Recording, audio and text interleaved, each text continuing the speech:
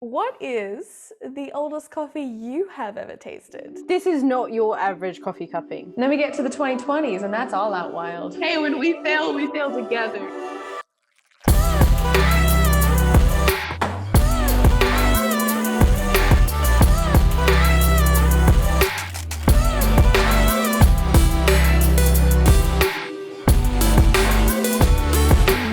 Hello again everyone and welcome back to Battle of the Beans, the show where four baristas compete in a series of mystery coffee challenges. I am your host Ashifa. And I'm your other host Caro, and let's welcome back our baristas, Addison, Josh, Kimia and Marissa. Yes. Hello. Hello. What's up? Yes. Hey, hello. Hey Ashifa, I have a question for you. What is the oldest coffee you have ever tasted? Oh, that is a tough question. I don't know. Well, this week we have a very, very special challenge because we are going to be tasting some very old coffees. Think antique 30-year-old coffees.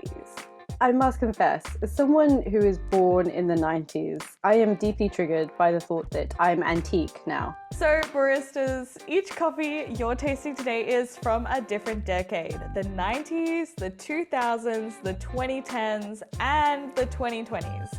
Your job, as always, is to taste each coffee and sort the beans from the chaff. So I feel like the 90s is going to taste hip and fun.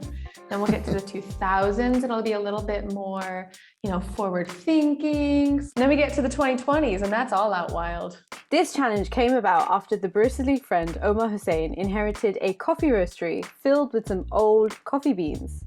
So old that many of them couldn't be used. So, we saw an opportunity to have some fun, which is why we asked Omar to send us a few coffees for today's challenge. Welcome, Omar. Hi. guys. Hey, Omar. Hey, Omar. So, this is not your average coffee cupping. It wasn't for me the first couple of times either, and you guys are fortunate that you're getting the better of the old stuffs. It's a waste of food to just throw it away just because it's a little bit older. So I spent a couple of months trying to find profiles that would do them justice. Well, with that in mind, let's get slipping.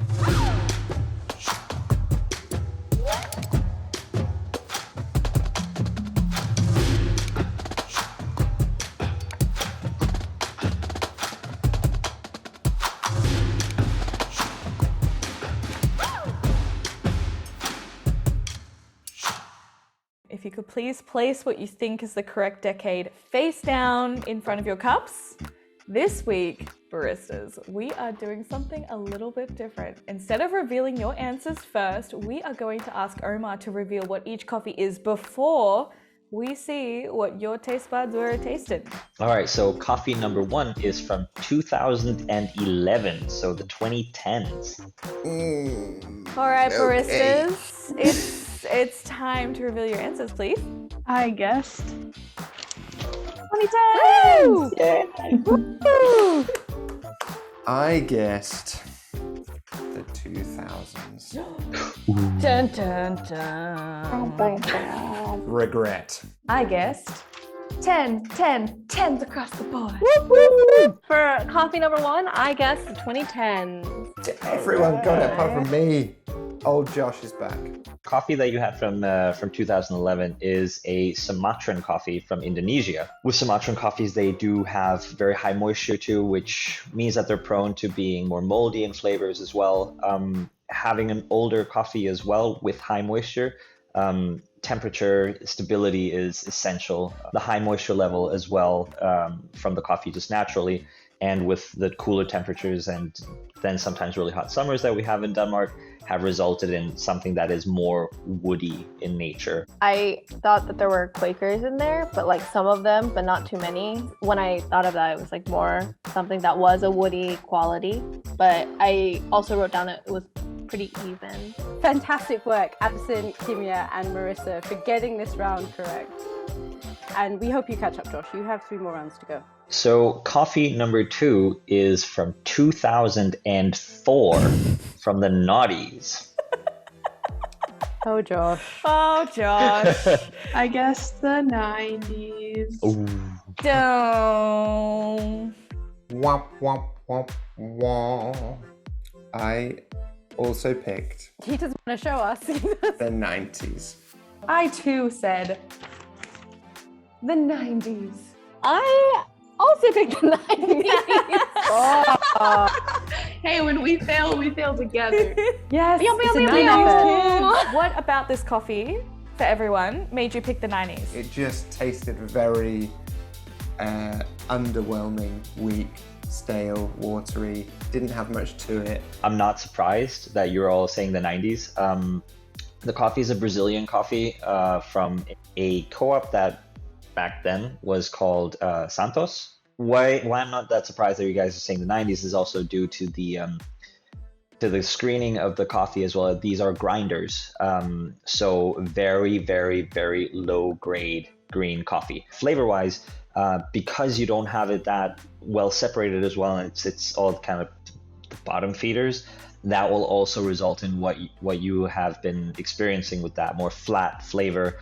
The moisture levels on this coffee were absurdly low, so having to find a way to exploit the sugars that are the most soluble parts of, or the more dense parts of coffee, is what I had to really exploit in this roasting process, which is also why they're a little bit darker. And with that, Marissa, Kimia, and Addison still on 1 point. Josh on 0 points so far. 2 more rounds to go, 2 more possibilities. The third coffee in the row is a little bit more up to speed. That is a coffee from 2020. So what at this point would be current crop? I guessed the 2000s. I guessed the 2010s, which Close. it was close, but we're not getting points for closeness now, are we? My guess for this one, oh my God, she's back again. Ooh, in the 2000s. Hell yeah. Which is wrong, but I'm gonna enjoy the time that I had here. If we all fail, we fail together. Hey. 2000s. Yes. I'll just fail a Oh, little God. bit more than the rest of y'all. To be fair, you were closer. Yeah, you were closer. I don't know if you should get a half point for that. I'm not feeling that generous tonight, but I'm gonna. Why would you? Why would you do that? Why would you throw a carrot and then reel it in?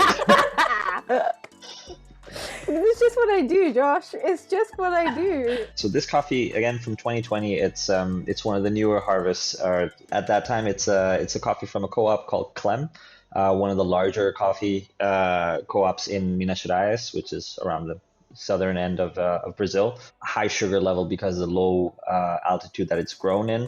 So definitely a coffee that was put in there to throw you guys off. Having 2 Brazilian coffees, you have some flavor notes that are similar. It does have very, very classic nuances of flavor of sweetness and nuttiness as well. So it was a curveball. I wrote that it tasted a little bit flat. There were more bitter notes to me. Like it just kind of rolled off the tongue in not a good way, in that it like, I tasted it and then it was over. I kind of settled on these 2 being the oldest coffees on the table.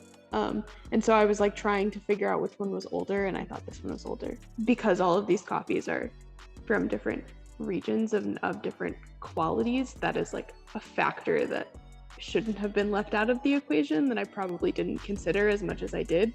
All right, so another round, and we are still at the same number of points. Marissa, Kimia, and Addison with a total of 1 point, and Josh still at 0. Let's see what happens for coffee number 4. Coffee number 4 is from 1999. So my decade too. I'm also a 90s baby. Very surprisingly, I thought this coffee was from the 2020s. I chose the same. 2020. My guess for this coffee was, just like the decade, a bit of a mess. 2020. Okay, again, if we fail, we fail together. Yay! That is wild. So this coffee is a Tanzanian coffee. It's a pea berry. Due to the age as well, you have, again, like we mentioned before, temperature instabilities, and then also exposure to the elements, mainly oxygen too. You have a deterioration of acids and oils, but then also very much in the aromatics. And that's, again, when we look at the staleness of coffee, of having just past crop, if you take Kenyan coffees, for instance, past crop and fresh crop will be, and just with a year's difference, will be miles in difference. It's not really looking for that much acidity because much of the acidity and much of the aroma is also gone. So again, at this point, it is trying to exploit the natural sugars that are still somewhat present there. This coffee had the best flavor profile to me. Same. Yeah, I agree. Like, I think most of us probably went into this expecting to get some very like bland, plain coffees, and this one was definitely a standout in terms of flavor. I thought that it looked very like even of like a roast, and for me, I guess when I thought about it, I had the assumption that older like crop in like an area could have been like a new crop, and then might have had more like underdevelopment, or might have been like starting to like, you know, like kind of like an emerging region. I would expect a coffee that old, particularly like you say, Omar, the way it was stored, it would just have lost all of its character and flavor and everything. I really made my decisions based on which had the most character, and because I didn't really know what I was looking for, and that I think did. With those scores, for the first time in Battle of the Beans history, we have a 3-way tie. Congratulations, Addison, Kimia, and Marissa. Well done, guys, for taking this challenge home. And Josh, it's so great to have you back. Yeah. After not having. After your win last week. Oh, you're so kind. Thank you. It was an absolute pleasure to have you, Omar. As always, where can people go to find more of you? You guys can find us on Minim Coffee Co. on Instagram. We do have a website too, but it's for now it's only in Danish, but more to come on that to make it a little bit more international. And in the spirit of thanks, thank you so much at home for watching. Today on the episode, we have been talking about aged green coffee, but many people are now freezing and storing both green and roasted coffee to enjoy later. So let us know in the comments below if you freeze your coffee or enjoy it aged in some way. And as always, we will see you right back here for another episode in 2 weeks' time. And it is the finale. So I don't know about you, but I am getting all dressed up for next week's challenge. Make sure you have your post notifications turned on so that you can be the first to know when a new episode drops. And hey, maybe watch the episode live as it premieres in 2 weeks' time. Happy brewing, everyone. See you soon. Bye. Bye. See ya.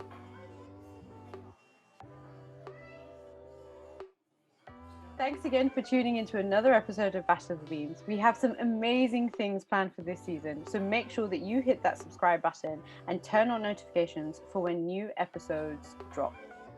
And don't forget to follow us on Instagram, where you can see all the behind the scenes action and goss from this season's show. We'll see you next time. Bye.